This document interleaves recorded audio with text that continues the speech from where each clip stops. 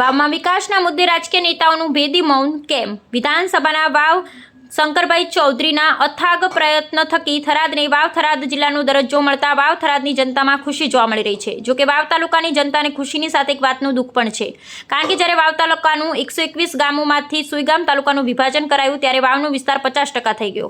વાવને પ્રાંત કચેરી ફાળવવાની જગ્યાએ સુઈગામ ખાતે ફાળવાઈ ગઈ। ત્યારબાદ ફરી પાછું વાવ તાલુકામાંથી પરણીસર ઢીમાને તાલુકાનો દરજ્જો મળતા વાવ તાલુકાનું કદ સાવ ઘટી ગયું। માત્ર નામ રહ્યું, પણ એક વાતની ખુશી બની જિલ્લાનું નામ વાવ થરાદ રખાયું, પરંતુ વાવનું જિલ્લાના લેબલ ઉપર નામ લાગ્યું તે પ્રમાણે વાવને પ્રાંત કચેરી સહિત અન્ય જિલ્લાની કચેરીઓ મળે તેવી વાવ તાલુકાની જનતાની માંગ છે। જોકે ચૂંટણી સમયે વિધાનસભાની ટિકિટની માંગણી કરનાર નેતા હવે વાવને જિલ્લાની કચેરીઓ ફાળવવાના મુદ્દે ભેદી મૌન કેમ સેવી રહ્યા છે, જે અંગે લોકોમાં સવાલ ચર્ચાઈ રહ્યો છે।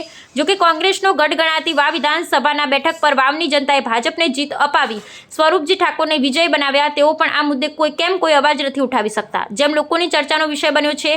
જોકે આગામી ટૂંક સમયમાં જાન્યુઆરી 2029માં તાલુકા જિલ્લાની ચૂંટણી યોજાનારી છે।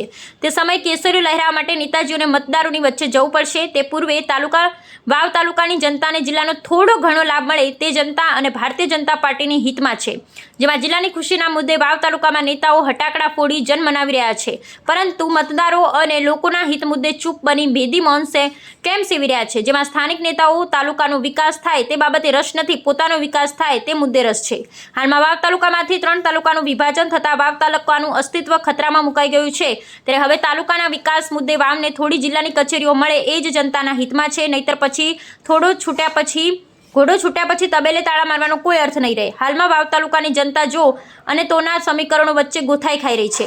વાવના સ્થાનિક નેતાઓ ચૂપ બની બધું જોઈ રહ્યા છે, કોઈ નેતા અવાજ ઉઠાવવાની હિંમત રહી નથી। રિપોર્ટ રાજપૂત ગોવિંદસિંહ, ધરણીધર, વાવ ઢીમા।